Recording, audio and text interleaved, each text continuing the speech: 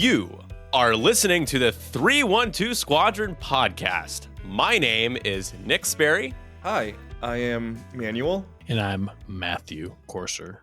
There are a lot of Matthews. We got to make sure we know. Although I know if they were to just say my name is Matthew, I would know it's Matt Courser, but maybe the folks at home don't know.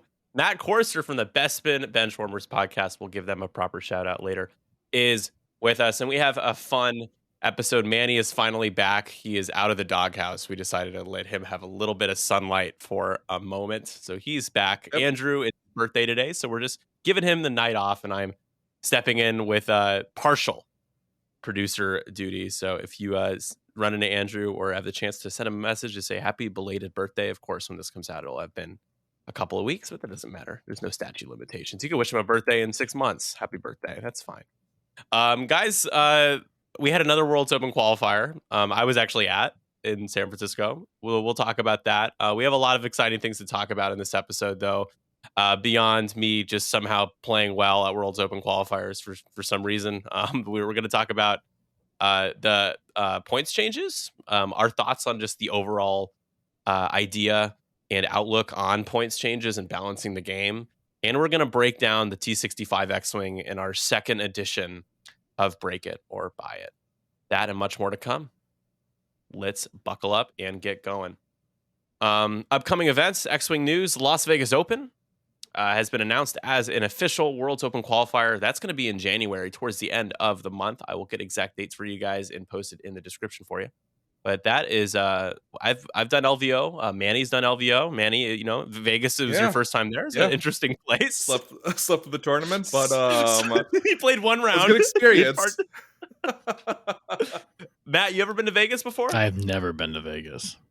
It's honestly, it's a cool, X-Wing is a cool excuse to go to a place like Vegas. But Manny and I are on the same page. It's kind of a it's an unsettling place to be for more than a couple of days.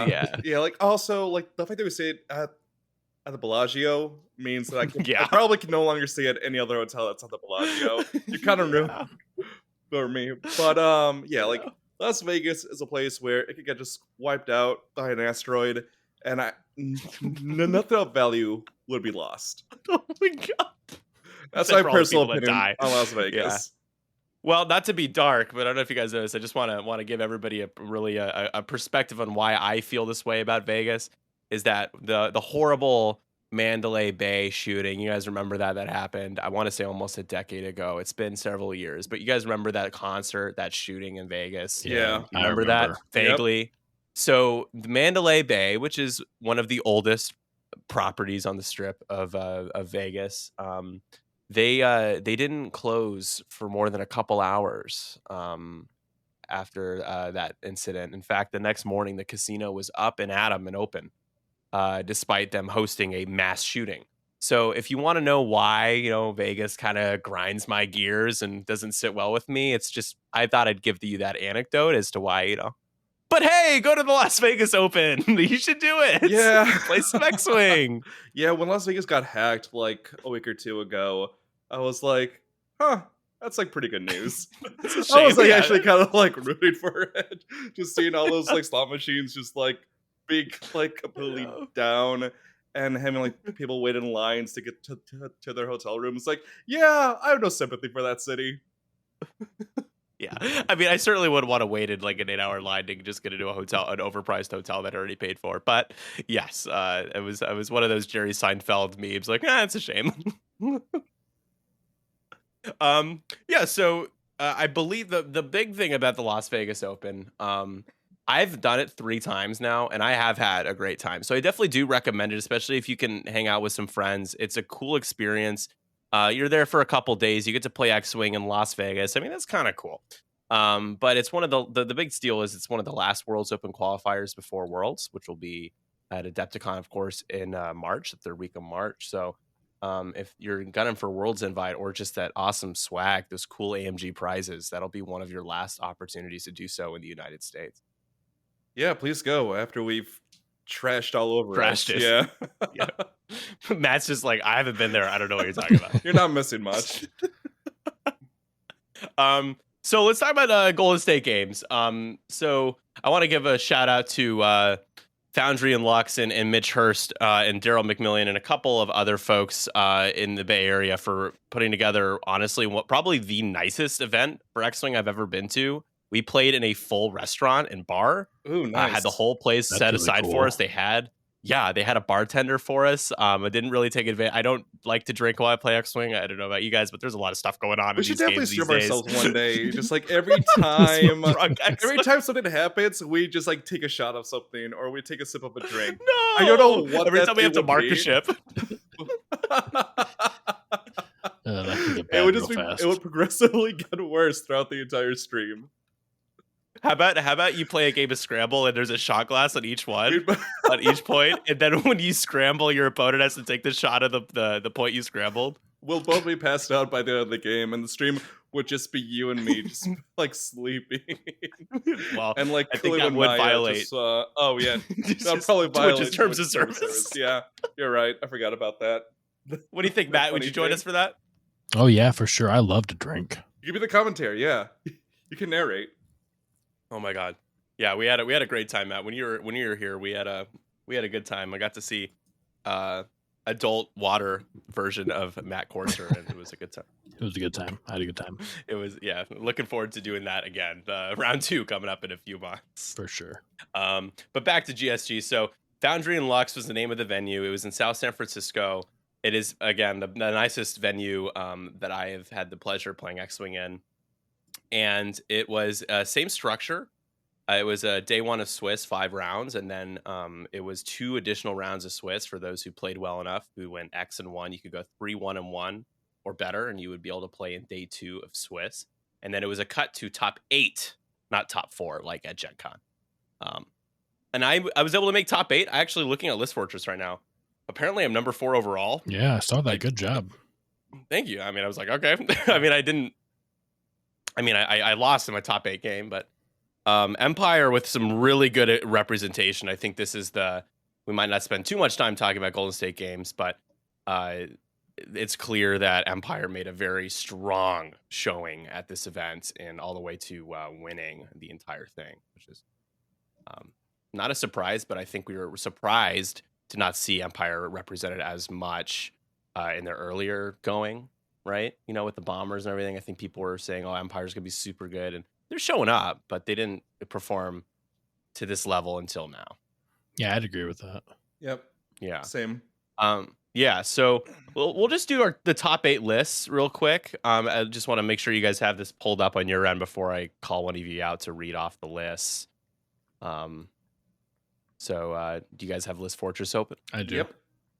Awesome. Cool. Manny, why don't you just really quickly, number 8, we got Doug Stoneweaver, if you want to just quickly read off his list with some standardized. He highlights in played there. Empire. I'm seeing the Darth Vader, Tomex Bren, Sigma 6. I have not seen those guys in a while. Yeah, the Interceptors. Yeah. Sigma 5 and Deathfire. These are all the standardized loadouts. No custom builds. Yeah, so I'm trying to decipher what just Darth Vader on its own means in List Fortress, because on mine, what's the core set Vader, the new one. Oh, yeah. It's It doesn't say. SWZ 105. So this could be Build Your Own Vader or Battle of Yavin. One of the two, I would think. Yeah, well, I mean, if it was build your own, the upgrades. Yeah, you'd have upgrades there. Yeah, like We would have seen upgrades, Yeah, right? So exactly. it must be Show. one of the two. Battle of Yavin. I would think it is Battle of Yavin. That's gonna just infer. or the one from That's the what it starter is. set. Right? Yeah, but the one from the starter set, mine was one from the starter set, and on my list it says Darth Vader SWZ 105. So Oh, I okay. wonder if like Yeah. that's the distinguishing. Yeah, but either I don't think either are a bad choice, and clearly Doug did well. So congrats to Doug. He bringing the Sigmas. They both have access to Slam. Is that right? They can. I'm gonna pull up the Sigma I'm checking. 5 and 6. I couldn't tell you what those guys do. Yeah. Sigma 5, Sigma 6. Sigma 5, after you perform an attack that hits, you may spend 1 charge to perform an evade action, and they have 2 charges. With sensor jammer. While defending, if there's a friendly lock on the attacker, you may change one of the attacker's hit results to an eyeball result. Okay. Yeah, I know one of them has the ability to slam. I thought they all Yeah. could, but clearly I'm wrong. I think that's actually Sigma 6 has that ability. After you fully execute a speed 3 to 5, you may spend 1 charge to perform a slam action. Okay. 2 charges, non-recurring with Daredevil and Afterburners. So I mean, good for him. These are some pretty like fragile ships and some like Yeah. gutsy pilots to choose to fly to a absolutely, yeah. world. Dude, this is like a good for you. This is really Yeah. it's like a really fun list too. Yeah, I'm not brave enough to fly this list. No, me neither. Yeah, absolutely. And speaking of fun, I mean, we get a Wes Jansen and Nora Wexley sighting if you want to do that next list by Mason Tanner. Yeah, sure. Matt. So I'm assuming this is Boy Luke. And then, like you said, this is kind of an unusual Rebel list, a little off meta. Wes Jansen with Enduring R4 shield upgrade. Nora Wexley in the Y-Wing with Ion Cannon turret, Veteran Turret Gunner R4, and Afterburners. Interesting. Lieutenant Blount with Predator and shield upgrade. And then Sabine Wren with Beskar reinforced plating. This was like a fun list to fly. Yeah. Yeah, Blount? I mean, this is awesome, Yeah. dude. Nora, Wes, and Blount? Who's think Blount? Come on. I don't think I've ever seen him on the board. Oh my God, Manny! But Manny, I love having Manny on this because he's he's like the normie, the I cash. I'm the dirty casual. What ship so does he filthy. fly? You need a bath, you filthy boy. What ship does he fly? What ship does he fly? Z95. Z95. All right. His Well, ability that's why. revolves around. So basically, his ability is like while he performs an attack, if there is a friendly ship at range 0 to 1 of the person he's attacking, he gets an extra attack die. Okay, cool.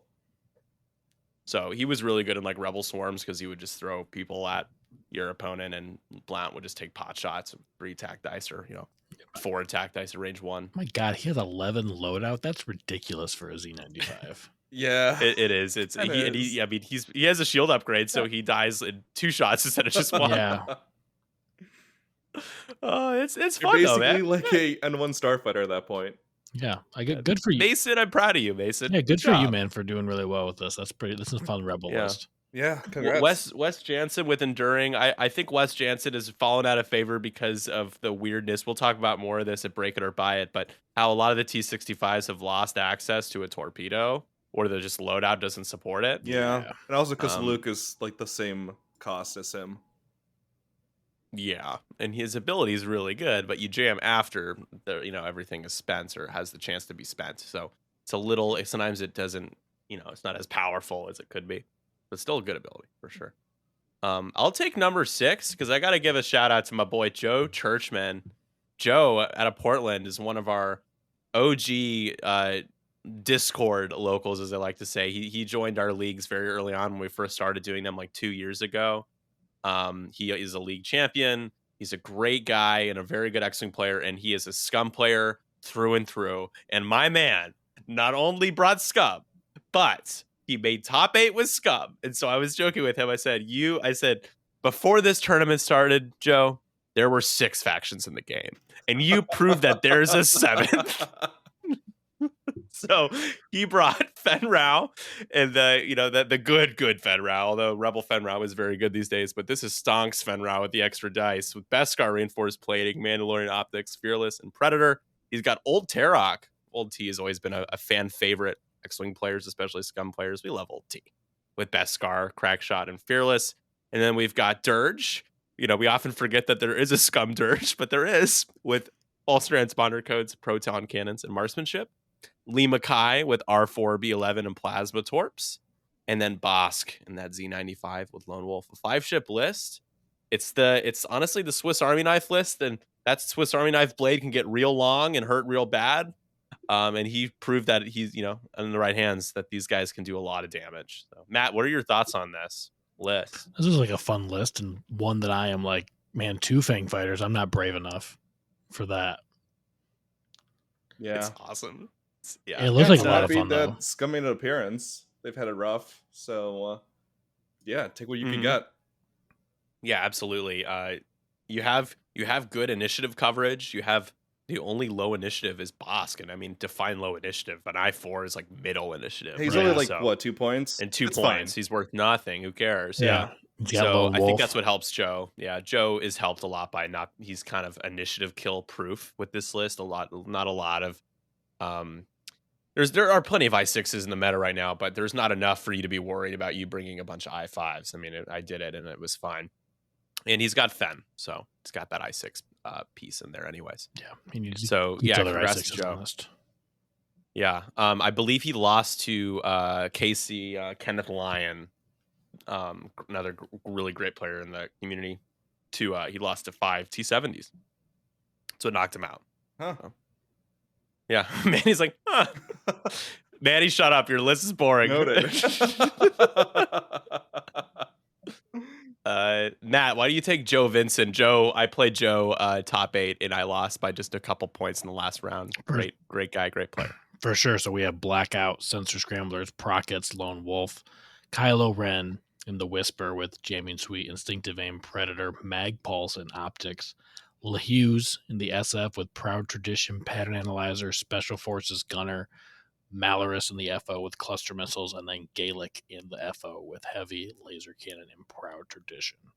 So it's like a fun first order list. It was good, yeah. And it was tough, man, because I basically had to ignore Kylo and Blackout and just go after Malorus, Gaelic, and Hughes. And Hughes was rolling paint every time I shot at him. And Malorus was, it was a tough game. And I was down by like 6 or 7 points, and I came back and almost beat him. It was a great game.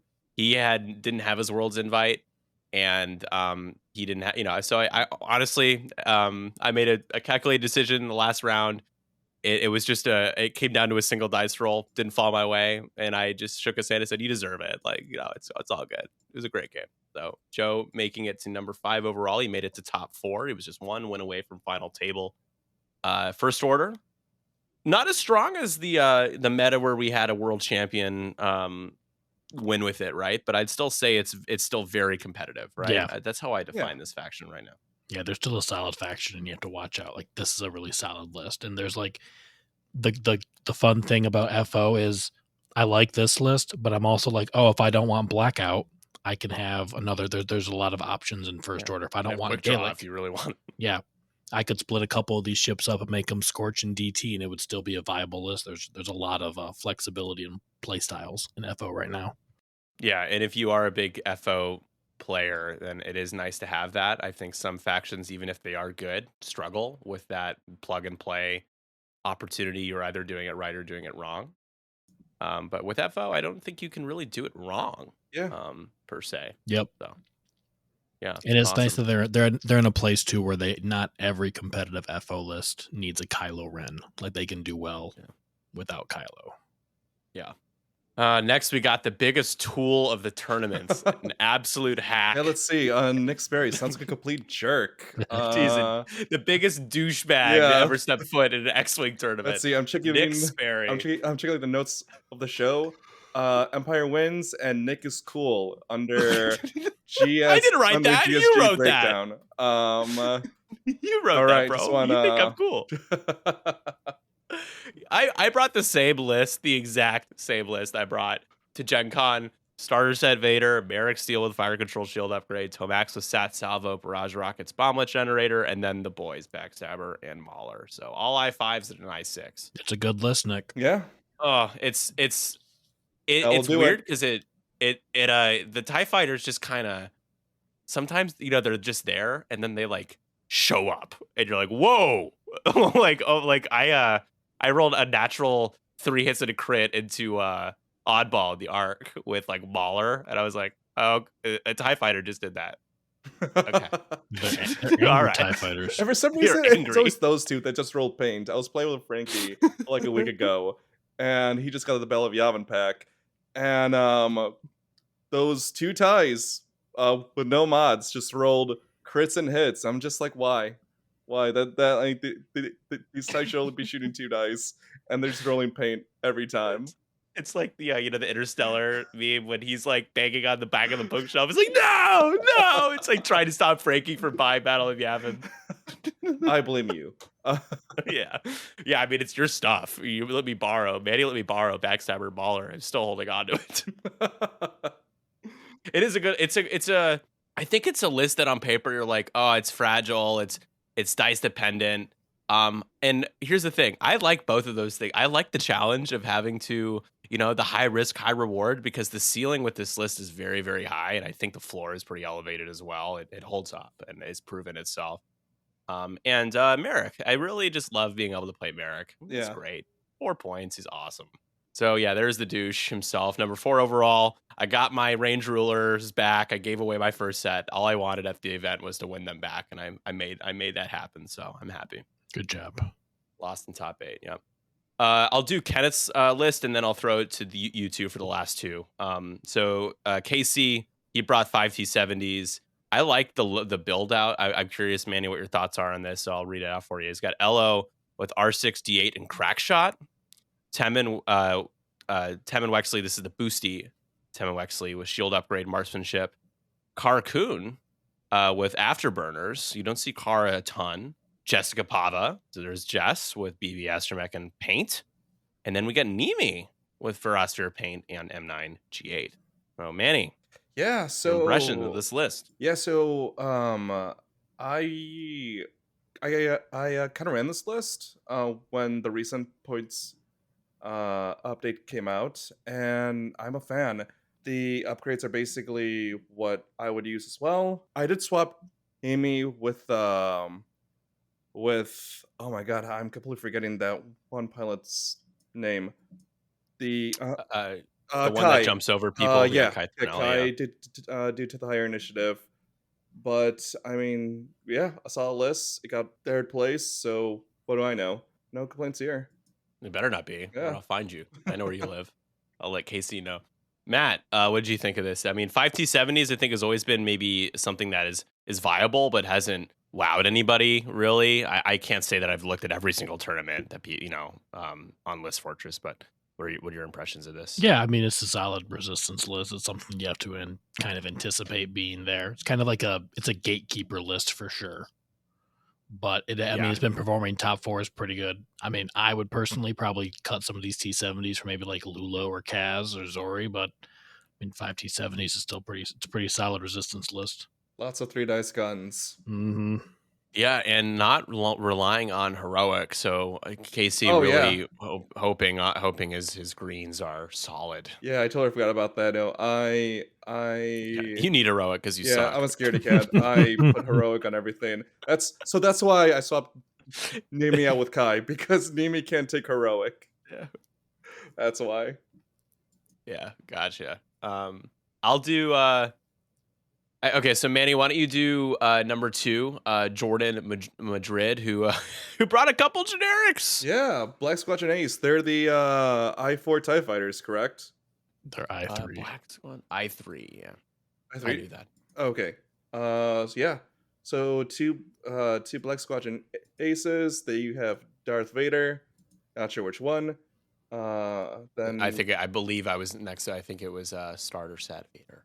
All right. I believe. Then Merrick Steel with shield upgrade and the fire control system. Ooh, good build. Yeah. Tomax Bren, Barrage Rockets, Saturation Salvo, and then Bomb Generator. So the typical, I think. Then a Major Rhymer with the center load as well. So Barrage Rockets, Saturation Salvo, Seismic Charges, and Delayed Fuses. Yeah, I mean, so Tomax, there is a little bit of a debate. I think both are very good, but there's a new standardized Tomax out with the Plasma Torps. And he can barrel roll, every other turn and spend his ability charge to gain a focus for a double modded Plasma Torpedo. But the downside to that version of Tomax, even though he's the same price, is that if he gets bumped or blocked, he can't do anything with just a focus. That is true. It is nice. Yeah, Barrage Rockets is kind of foolproof when it comes to getting blocked by an enemy ship. You can still use them. That's why I prefer them. But yeah, Jordan made it to final table. He brought a couple Black Squadron Aces. So people in our podcast chat were like, the return of generics, are they good again? I'm like, well, they were always there. It just he opted for a 6 person or 6 body field in his list instead of 5, as most Imperial lists are right now. So he just wanted to get an extra body on his in his squad, and he did. Good list. I actually really like it. It's solid. AMG's all right. Take it away with the Oh Go yeah. ahead. Go ahead. Oh yeah. I Go was ahead. gonna make a joke that AMG's out here saying it's like, oh, why are you trying to make generics happen? They're not gonna happen. And yet Like Willem Dafoe is like, wait a someone minute, you can't do this to me. yeah, exactly. John Witherspoon winning with Rebels. Matt, what did he bring? He brought Rebel Fenrau with Predator Crackshot Beskar reinforced plating, Boudica in the Fangfighter with Predator Beskar reinforced plating and Mando optics, Harrison Dula in the A-Wing with marksmanship and thread tracers, Sabine Wren with Lone Wolf, and then Benthic 2 tubes in the U-Wing with Hopeful, Percop, Jin, and Pivot Wing. There is not a Boy Luke or Han Solo in sight in this list. Yeah. That's kind of refreshing. Yeah, there was a bunch of Hans in the original initial field, but I don't think we None in in cut. the top 8 we didn't see one in cut, which is pretty dope. Getting a little tired of seeing the same stuff. Also, I don't believe we didn't read off a single Republic list. Nope. Oh, that's right. Yeah. They were almost there. no triple Number arts. 10. Yeah. I played against some really interesting squads, Dayamites and Swiss. I played against a 5 tri-fighter list. It was Interesting. a 6 ship. It was a 7 ship list. It was a 7 ship list with 5 tri-fighters. That was a lot, just because just so many ships and a lot of 3 dice attacks. I played at day 2 of Swiss. I played against a guy who was a fan of us. Who he's like, oh, you like knew who I was, and I'm like, wait a minute, am I getting the Manny treatment? Like somebody knows who I am. I believe his name was Eric. He's a really nice guy. It was his first time making day 2. And he brought 4 of the Rogue class starfighters and Volan Das, which was kind of awesome. I'm like, wow, that's pretty. I thought that was kind of cool. Live your best life, man. Right? Absolutely. And he did played pretty well. So. Good. But yeah, John's list, you got a U-Wing in there. You've got your cheat piece in Sabine for the objectives. Hera with thread tracers is solid. You can set up those target locks. You have that I6 for the, good objective play as well. Boudica with the bonus attacks, and of course another I6 and Fen, who is actually kind of like the Grim Reaper in the Rebel list right now. I know Han consistently pumps out damage, but Fen it seems like it's impossible to avoid getting in his bullseye if somebody knows what they're doing with him. Yeah, solid Fenrau play is scary, whether it's Rebel or Scum. Right. Yeah, absolutely. So John taking it all. Congratulations to John. See him at Worlds. Congrats. He's the winner of the Golden State Games. Congratulations. Rebels continue to be on top. I think they're edging out over Republic and kind of distancing themselves a little bit from the number 2 overall faction in the game right now. That's at least my thought.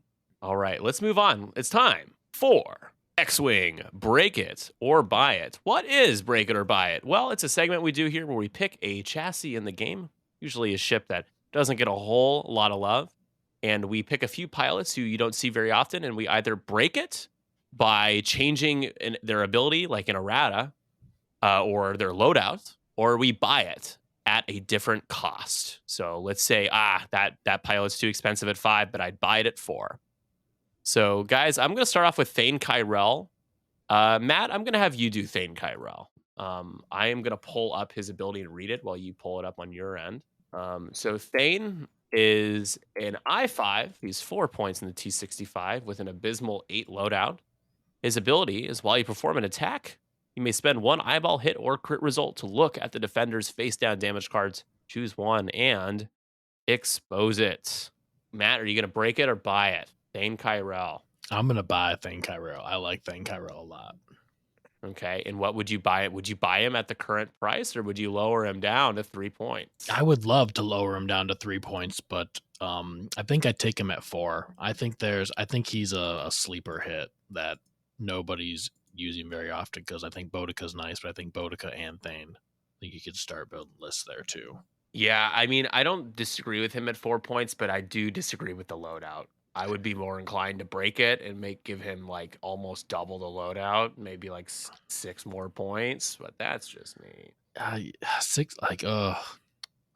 14 loadout for 4 points seems pretty good. Yeah, but just you got to remember what's popular for the same price these days, right? I think you're just trying to get people more options in a faction that seems to be limiting. It has so many options, but it's a faction that seems to really only have a narrow kind of tunnel vision. mindset on what you should be taking right now. Yeah. In Rebels. I think it'd be nice if he could get like a shield upgrade, like if he had a mod slot. Yeah.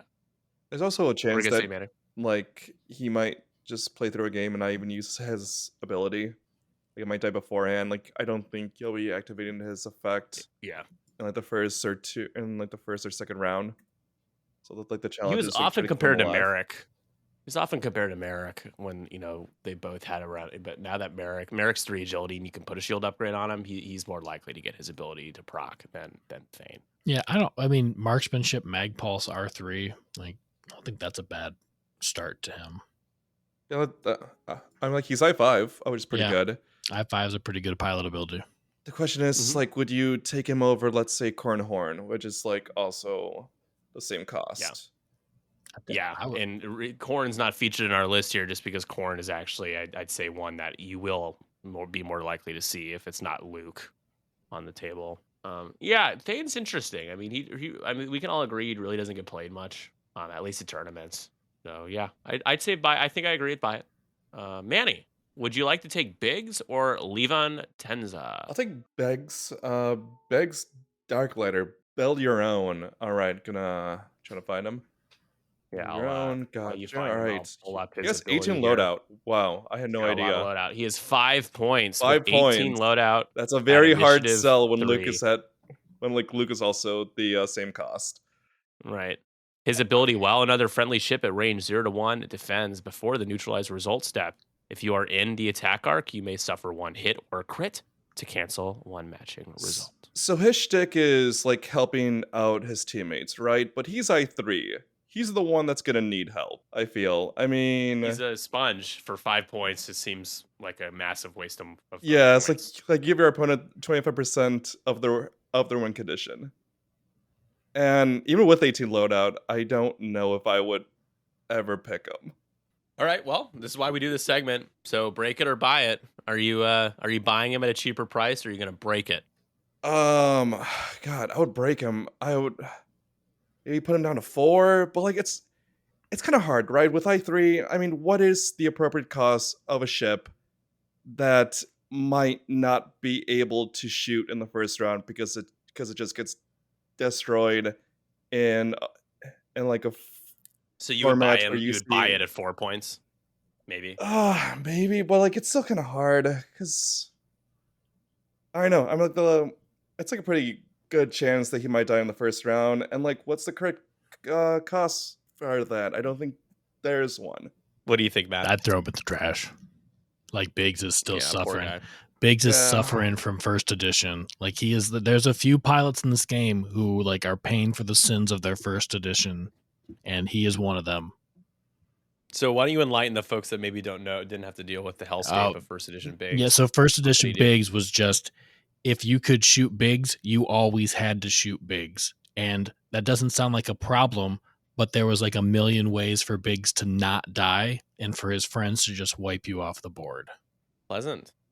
Yeah, he's been, I think even in 2.0, I barely ever saw him in second edition. So. I don't think he's never made a splash. And it's too bad. I mean, I think now, especially when you have selfless Arc 170 and Oddball, I think it would be okay to see him get a little bit of play. Yeah, but he's at 4 points. But with an ability like that on a T65 chassis, it's like Manny said, he's just I3. Yeah. I3, it's like, hey, you basically answer your opponents like, hey, here's 25% of your points right here. Yeah, I was in the first round. Is why you play him. I don't know at what price and like at what loadout value is optimal. It's just He kind of needs. I mean, I wouldn't be opposed to them making standardized loadout cards for every single pilot in the game, like coming out with packs that. My head is exploding. If they, I think that'd be cool if they were just like, hey, standardized loadouts are how we're doing this. There's going to be a standardized loadout for every pilot. I think doing that's a lot of work though to like spend time to do that. And also, every squad builder app's going to be filled with like a bunch of duplicate names. But Biggs needs like a complete rework of his ability to be anything relevant. Yeah, so maybe we'd be kind of leaning towards break it for Biggs. Yeah. Just a complete redesign. Also, I know that we're already done with Thane, but I wanted to just throw out there that Thane doesn't even have a torpedo slot. That's a Oh big wow, bummer. yeah. Yeah. Huh. Yeah, but Biggs does. So the 18 loadout, you can definitely do something with that. So hey, here's a 5-point pro torp carrier at I3 instead of just taking Luke. What are you doing? Taking Biggs for some reason. Yep. Yeah. Feels bad. Yeah, I guess he can negate dropping crates though, right? I guess, While yeah, but that's another because extremely they're not. situational. Yeah, no, it's just Yeah. one of those things. like Definitely not like you're worth 5 like you're trying to points. find the one Man, it's positive worth thing. it. Man, it's worth it. It's worth it, you bastard. I'm not touching this pilot with a 10-foot pole. All right, I'm gonna do Levan Tenza, our last pilot here, our break it or buy it segment of the T65 X-wings. Levan Tenza is an I3. After you perform a barrel roll or boost action, you may perform a red evade action. So you know, a chassis that would have loved to be able to evade sometimes now has a really bizarre way to get one. You have to do a barrel or boost, and then you have to gain a stress to get the evade token for that action. Let me think here. 8 loadout. You have a talent, an astromech, an illicit, and a missile slot. You know what? I'm gonna say buy it at 3 points. Keep everything the same and make Levan Tenza 3 points for a while. That's my take. I agree with that. 3 points, 4 3 points, I loadout, think is fine. so she can take debris gambit. Right? You could take. Honestly, Matt, keeping her at 8 loadout doesn't really seem. No, to, it really doesn't. What is it gonna do, right? Like, what's the big deal? Yeah. Again, I3s, unless your name is Sabine Wren, Yeah. and maybe in other situations, you know, a couple other pilots whose names escape me, but I just think of Sabine when I think of I3. I think unless you're Sabine, Afra, right? Probably not a good call to be taking an I3 or Seavor, I guess. Seavor's decent at 3 points, but not getting played. Nope. So. Yeah, so that was X-Wing. Break it or buy it. The name of the game is X-Wing, so god damn it, give me some X-Wings and make it somebody that's not Luke. Yeah, sometimes. the T65s are not in a good place right now. Other than Luke. The T70s are 4 points and they're so much better. Oh yeah. I know, Honestly, if the T70s are 4 points, I feel like almost every T65 could go down to 4. Well, a lot of them already are 4 points. It's just that why? You know, it's like why would you? That's the issue with Rebels is that I like the idea of being aggressive with pricing pilots like Levan, because if you do start to insert 3-point X-Wings in the conversation, maybe just one pilot, 2 maximum, then you start to just have people look at things like there's more options. It's a little bit, you might actually see some variety instead of just Han, Fen, or Han, Luke, and A-Wing. Like there's like 2 or 3 variants of the same type of list. Yeah. So unless you're the winner of the entire GSG, then it is a little different, but still. Yeah, I would like to see just more options, and through every faction is a good thing. It just means that we get more variety that I think we're kind of sorely lacking right now. Variety is the spice of life. Yep. Beautiful. That was gorgeous. Almost as gorgeous as you, my friend. Oh, thank you. Yeah, of course. I would never say anything like that to Manny. He's got too big of an ego. But to you, Matt, I try to stay humble. Yeah. Know where I came from. What was that joke, Manny? What's your joke about being humble? I'm so humble that if I was in the Olympics for humbleness, I'd probably come in second. So good. Such a good joke. That's just a humble brag. It's like Drax, I am extraordinarily humble. Oh man. All right. Well, we've got our main topic of the show here. We're talking about points changes, and Matt's dear friend Mark Roberg, aka Biddy Bumbo. What a name! Imagine losing a game of X-Wing to a guy named Biddy Bumbo. Just can't get over it. I think I would quit the game at that point. Yeah. Well. Yeah. Also, So he asks, how long do you think should pass between points changes? Like how much time should pass between points changes? So, you know, I think it's time to talk about points and points changes. So a couple questions for you guys to ponder here. Well, let's just start with the first one. So how often do we think points changes should be in the game? Manny, I'll throw it to you first. Yeah, I feel like a good number would be like 3 to 4 times a year. So like I guess Every 3 or 4 months. Yeah, exactly. I think that's a good pace to kind of refresh the format and get like new blood into the game. Honestly, the more important thing like to me is just like them letting us know when they're planning to do a points update, just so if there's something extremely stupid in the game, I at least know that there's going to be like a point in time that stuff is going to change, right? It's kind of disheartening to play a game where you're not really sure when the next large change is going to come up, especially if there's something that's like not that healthy Right. that's being played. Matt, what do you think? I'm with you. I'm with 3 to 4 months. I am already tired of this current meta. Yeah, like how long has it been? It's what? I guess Since around right that time. after Adepticon, I want to say it was a month after Adepticon, or not May. even, right? May. It was May? end of May, Okay, early so it was a June. little over a month after So Adepticon. 5 yeah. months. Okay. Yeah. And I agree with you guys. I'd say AMG has mentioned, I don't remember exactly what stream it was or whatever, but I do know this for a fact. They've mentioned that ideally they'd like to get the game to a point where they maybe even don't have to do points changes anymore.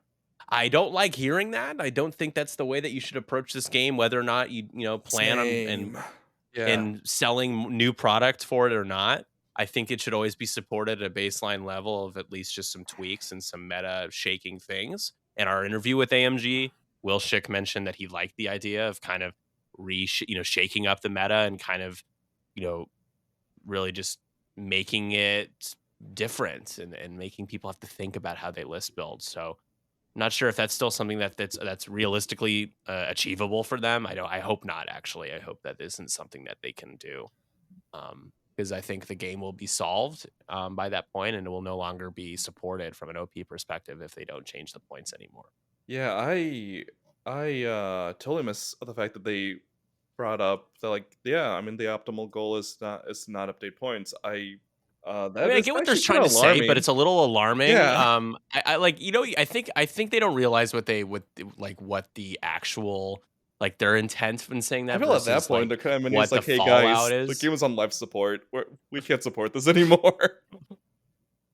I think they were just trying to say oh, we'd love to be able to balance the game where everything feels balanced enough where we don't have to go in and shake everything up. But it doesn't come off that way when they say it the way they kind of did. Yeah, it's just like, okay, if you didn't want to if you don't want to balance the game, then why did you create a whole new then why 2.5, I guess. which to say to everybody listening, it's not to say they haven't said they don't want to balance the game, but it's I think there's some uncertainty as to what the game looks like in a year from now. It's just the way it is right now. Not a fan of the implications. I'm kind of just having a wait and see attitude about it. I don't want them to stop doing point changes, because I think I agree. If they did stop doing that, then there's less incentive to play. Like if it's going to be like double tapping Hans in X-Wing for the rest of eternity. I mean, it's not like, Bro, I want some of these pilots to be good, but it's not going to be fun to fly against at these tournaments. No. And I think you'd have to resort to just shaming people. I jokingly shamed all the ARC 170 players at GSG.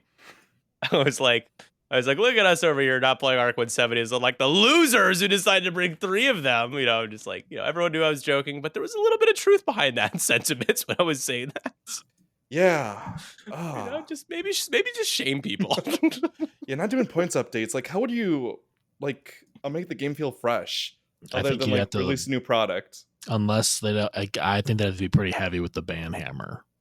Because I think I think if they get to that point, guys, the game they're done. Yeah, at that point. If it because if you release new product, they have to do points adjustments to accommodate it. Then there'll always be power creep. Yeah. And I think when we say that they'd be done with the game, I think the optimistic side of that would be, okay, they'd be done with the game because there's another edition of X-Wing coming out. That would be the optimistic side of it, whereas some people are more in the rabbit hole of despair, where they're like, oh, the game is just going to be dead. I think the game has a lot more life than some people are giving it credit for right now, just because of AMG, doing some wacky things recently. But we'll see. We'll wait and see, right? They're putting a bit too much weight on that statement. Perhaps it was an off the cuff thing, because I can't see it. Yeah, and not anytime soon. That's for sure. So Obviously, we all agree the game warrants changing the points, points changes. But what do you guys think about? Have you lent more of thought to changing the points needed to win games from 20, or building with more than 20 points, or half points across all scenarios? Matt? I'll ask you first. Those three things. What do you think? I feel like if you did half points across the board, that games would end a lot quicker. Yeah, they kind of You'd need have to to increase the completely points needed to retool win. everything. Yeah. It goes hand in hand for sure if you were to do that. Because then even if you went up to like 30 points, then chance encounter is essentially that mode is going to take forever to get 30 points off of. Yeah. Right. I don't know. I think 20 is a good spot. I don't know what kind of points I would change.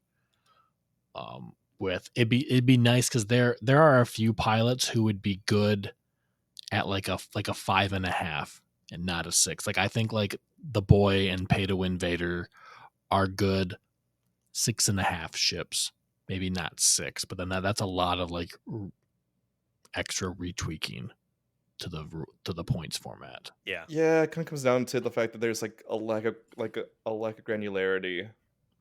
It really comes to me, it's just list building. I think it just it's hard to balance things nowadays. Yeah. With the moving to people who know me and have listened to my bullshit rants know that is one of the things that I firmly, Andrew and I firmly disagree on this. I do not like 20-point list building in comparison to the types of balancing opportunities that you had with 200-point list building. Yep.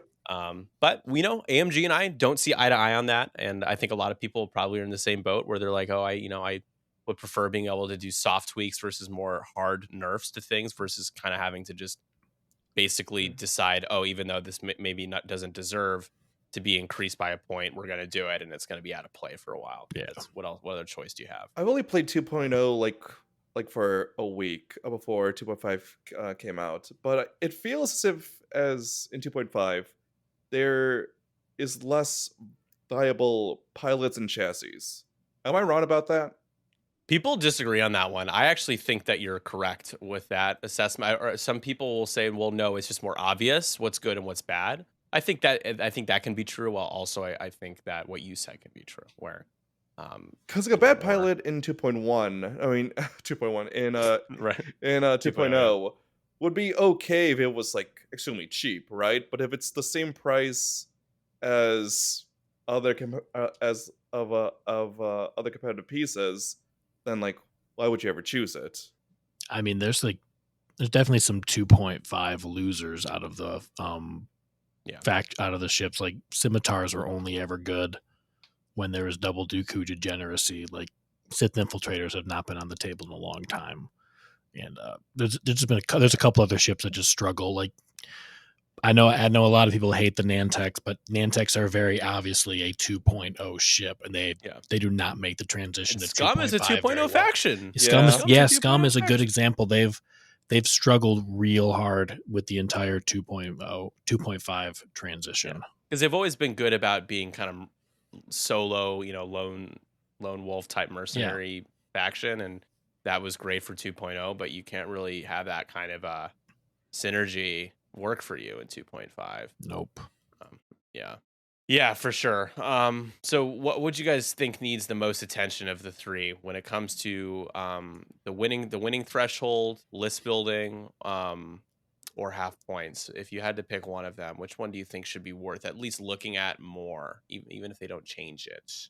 I would pick the high initiative spam. I feel like that is what needs the most amount of attention right now. So going with option 4. Okay.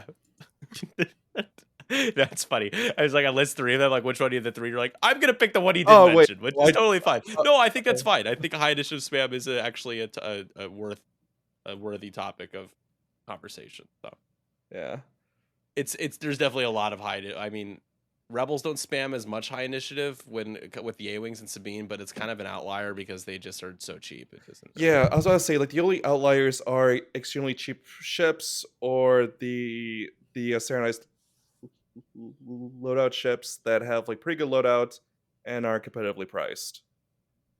Anything that's like custom usually leans towards i5 and i6, unless the chassis is extremely good, like T70s, like that list that got Yeah, the second KC or drop. third. Hmm. 7 health in total, right? Yeah. Matt, what's one thing you had to pick? Be like, focus on this.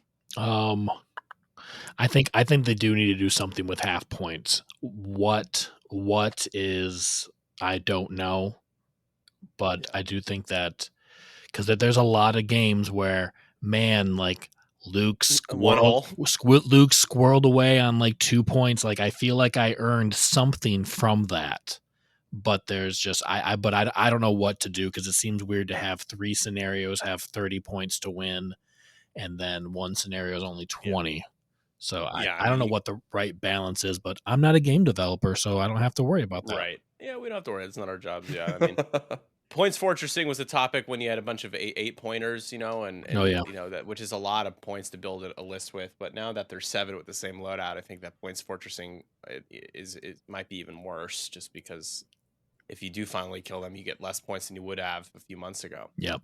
And it'd be one thing if like only the 8 pointers had went down, but it's like, no, we lowered all their friends too. And then that's where it kind of started becoming the problem. Now it's the Hans are a problem. Yeah, for sure. I would agree. I mean, if I had to pick, I think I'd say, new content be damned for the time being, and just focus on a combination of making more opportunities, more lanes for variety in the meta right now, with just be more aggressive with the things that just don't get any love, and also addressing high initiative spam, and making oddball 5 points again, because it's ridiculous that there are 3 4-point arc 170. Like, we don't need 3 of them. 2 is fine. That's why you have to support AMG and buy Shatterpoint products. Yeah, well, Yes, Shatterpoint looks cool. I haven't played it, so I can't speak to it. But Get into a whole nother game to support X-Wing. Yeah. Come on, be selfless like oddball. Yeah, the core set's only Take only those crits 160 to your bucks. wallet. It's only Take 160 the crits bucks. to your wallet. It's only only 160 bucks. Yeah, Nothing's cheap though these days, man. No. I feel like 160 bucks buys me a shawarma these days. I don't know. I mean, at least it's a really good I don't know where shawarma. you're getting your price. shawarma, Nick. Yeah, right. It's true. It better be. It's got a solid gold wrap. Yeah. Anyways, moving on from shawarma and other food-related things with X-Wing. Let's talk about a couple of things in the Star Wars media. Manny, you shared a leak of Andor's the new Andor trailer. Yeah, apparently it's like a Season pretty 2. old leak. It came out like new old leak. well, like apparently this leak came out like 6 months ago, but Disney was extremely good at like scrubbing it from the internet. That's pretty great. Yeah. It's wild. Yeah, for the I don't know if we're gonna post the link. No, we link shouldn't. to a leak. We probably will not, but Yeah. you will be. It's the internet. You will find it, and we found it. It's it rhymes with Beddit is where you can find it if you want to find it. You can say the website. That's fine. Reddit.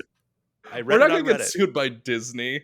They're not gonna have like legal up our butts. I mean, I'd be like, oh my god, Disney, let's start a podcast. Oh my god, that's cool.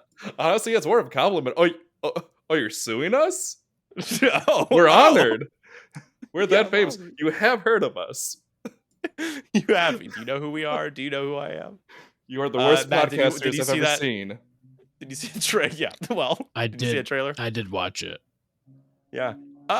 Honestly, it's kind of the formulaic trailer. Like it's the Inception with the music kind of swelling and showing these moments of like small random clips. out of context Yeah. moments. Yeah, exactly. Small clips. It's like a teaser trailer. But it's got the vibe though, man. It's got that vibe. Yeah. That like the same Andor vibe from season 1. It feels like it felt like a lived-in universe, like the first season of Andor did. And I started to get a little worried because a few, about maybe a third of the trailer, and I didn't see my boy Skarsgård, and then I saw Skarsgård. I was like, all right, Yep. the show's gonna be good. We got Stellan back. The best Stellan part is of back. the series. Oh yeah, It's just so good, man. It's just insane. That cast is wild. Yeah. So Is it only, Andor season 2 already better than Ahsoka, confirmed. Is Andor only planned for 2 seasons, or are they opening the door for more? no, it's 2. Possible seasons? No, it's 2. Just All right. 2, which is awesome. You know what? That inspires lots of confidence. I like when a show knows, hey, it's only going to be 2 or 3 seasons, and that's it. I We think know how this is going to end, and no more. This season's going to cover like 3 years of the rebellion. And I think the season 2 finale, they said, ends like days before Rogue One starts. Nice. Yeah. So we will see a K2SO. We'll have a K2SO sighting for sure. Yep. Absolutely. Great. Yeah, I mean, I'm excited. I don't know. I don't think there's any info on a release date yet, but I would expect probably. I think it was August of next May the year, 4th but or- the okay, later recent than strikes that. might push that back. Gotcha. So I could totally next be year wrong. at some point. I think you're right about that. let him cook. You know? Yeah. Let him cook, as Woody would say. Let us get the best product possible. I'm willing to wait for Andor. Yeah. And meanwhile, on the other side of things, Ahsoka is almost done. Are you guys all caught up on the 7 episodes of Ahsoka? I am. Yep. Cool. So, spoiler alert, folks. We are going to briefly talk about Ahsoka. If you are one of those people that likes to get angry, well, you should get angry somewhere else while we talk about this. Spoiler alert. We will talk about some spoilers. The most important thing is that Thrawn looks like Elon Musk. It's really the summary of the show is that you can't unsee it once you start to think about it. I hate It's tough, you, man. I'm like, he looks like Elon. It's Michelson too. It's Lars like Michelson. Elon if he blew the voice himself. of Thrawn. He's from Rebels. He sounds great. I mean, he's definitely got the voice down. The writing is good. I don't know if he necessarily like. I feel like when I envisioned Thrawn in live action, I thought at least like the overall like build of him would be a little different. But it's whatever. It's really not a big Yeah, that's fine. Yeah, he's old. Yeah, like his character must be old, pretty old at this time, right? I guess his species has Yeah. a similar lifespan to humans. Yeah, so I I'm wasn't gonna sure chalk how it long up to Chiss live for, but Yeah, I think it's the same yeah, as humans. I would say honestly, Ahsoka feels like two seasons in one. Like the first half of the show was a little bit more of a lull, like it's building up. It takes a good while, and the second half has been a completely different vibe for me. Which, I mean, I was fine with that when Andor had 12 episodes, but I'm like, it's going to end tomorrow, and I'm like, I feel like there's like 4 episodes worth of content. Oh yeah, there's so many left. plot threads that like we're not gonna get.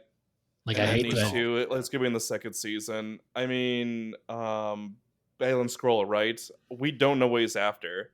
It's the last episode, and Yeah, he's got weird intentions, man. He's Yeah. sending more mixed signals than girls be on dating apps.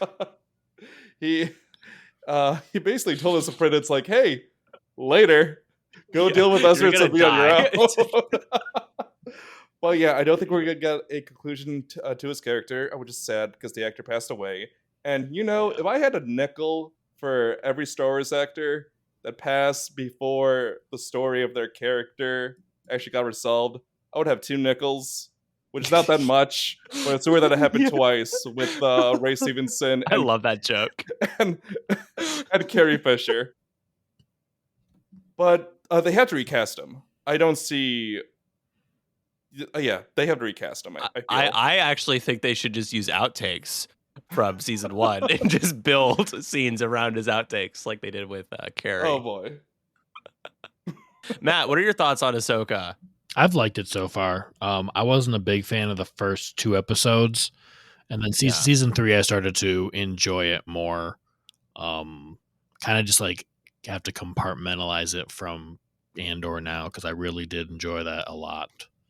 So Yeah, it's a little unfair, I think. Yeah, for it Ahsoka is. to get and it's what I've been doing, and I know that it's probably not fair. But But I hold Dave Filoni to a pretty high standard because he is the Lucas protege, and he knows Star Wars and loves Star Wars more than anybody else at Lucasfilm. mhm. And it feels like the show is a lot of passion, but it also feels like it's a Dave Filoni project because he's not as good with live action as he is with the animated stuff he's worked on. So I agree with that. I mean, sure, that's an opinion of mine, but I actually do think that there is a bit of a lost translation between his work with like Rebels and Clone Wars and translating over to The Mandalorian and with this show.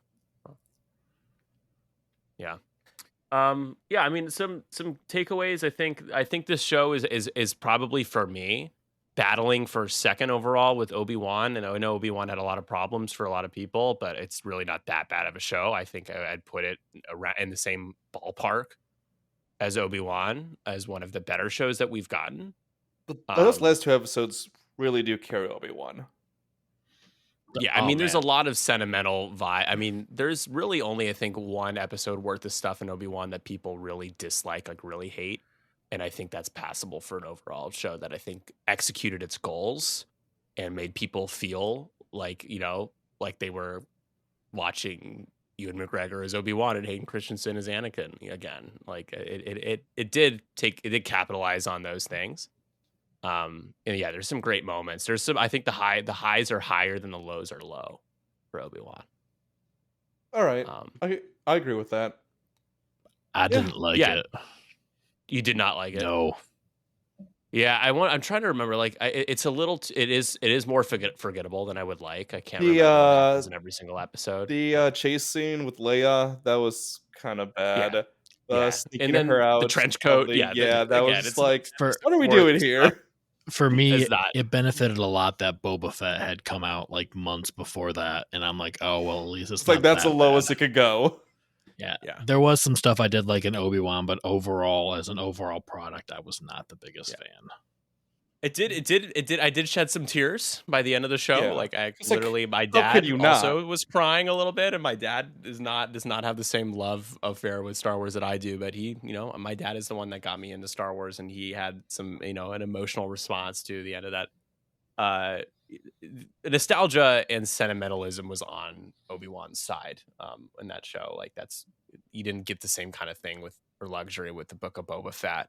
And you definitely don't get it with Ahsoka, because even though, sure, we loved watching Clone Wars and Rebels and stuff, most people haven't, or a lot of people haven't seen those shows. Yeah. And I'm sorry, I just don't have the same kind of connection to Ahsoka that I do with like Obi-Wan and Luke. I just anyone who argues that you don't have to see Clone Wars or Rebels to understand Ahsoka, you're completely wrong. You kind of need to. Oh yeah, absolutely, 100% wrong. Yeah, you go space whales.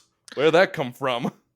This is not a show for Star Wars normies, and it's disappointing because if it was a show for Star Wars normies, I think it would be doing a lot better. I think it's doing what The Mandalorian well. is The Mandalorian season 3 is the most normie appealing. But this is like a lot. That's like really lore heavy, and I'm like, I'm a huge Star Wars lore nerd, for sure. But I'm like, oh, not everybody like geeks out about this stuff as much as I do. That's true, but I also like the attention because I would count myself as like a lore nerd. So I mean, like through Ahsoka, I've been satisfied. There was one episode that I was extremely excited for, which is like pretty obvious which one. We watched that one together. Yeah, we were literally screaming when like Anakin transformed into Darth Vader. But yeah, no, I feel like that was the high, and it's just kind of slowly gone back down to its like constant state. So really hoping that episode 8 kind of blows me away.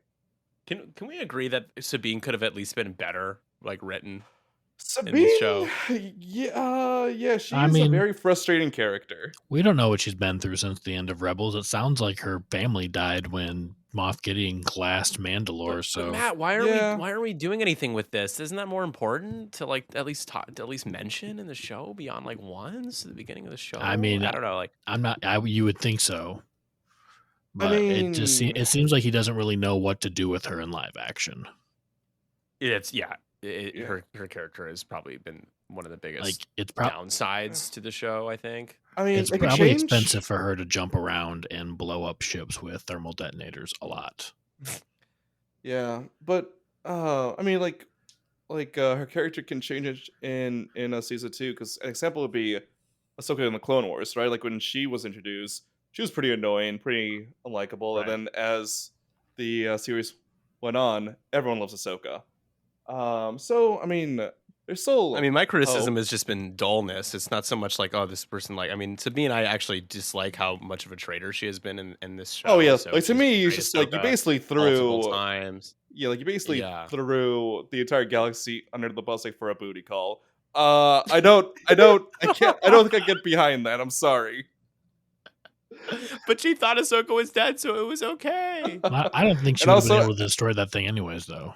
But I don't know if that's like a good enough like reason for her. She just like wanted to see Ezra, and like I can understand the motivation to like be hesitant, but she had already taken the map and left when Ahsoka asked not to, and like that really was super unnecessary. Why she felt the need to do that? Like she could have looked at it with Ahsoka. Yeah, I mean, I'm not going to defend that at all. Yeah, right. Yeah, and I think Hera too. Hera's a little dull. Like she's just like Really, she's there. I actually like She's a Hera. I think person. she's good. She's fine. She's I mean, she's fine. she's basically like I like Rebel Self, so I can't complain about that. Yeah, but either way, I mean, even with the characters that I've criticized, I think they've all improved the last couple of episodes, and I'm curious to see by the time this episode comes out, it'll have been about a week and a half removed from the final episode of the season. But we'll see kind of how it finishes. I think the show has picked itself up and gotten to a higher point than the first few episodes. It kind of kicked into a second gear and really kind of excited people and has done a good job with that. But also, we had to see like Thrawn be an actual threat. Instead of just talking about eliminating targets. Yeah, because I mean, like the entire purpose of the show was like, hey, we cannot let this guy come back to the galaxy, right? Like you gotta show us a reason why he's so threatening, especially to those who don't know anything about him. I think he's gonna kill Hu Yang, and I don't want to think that.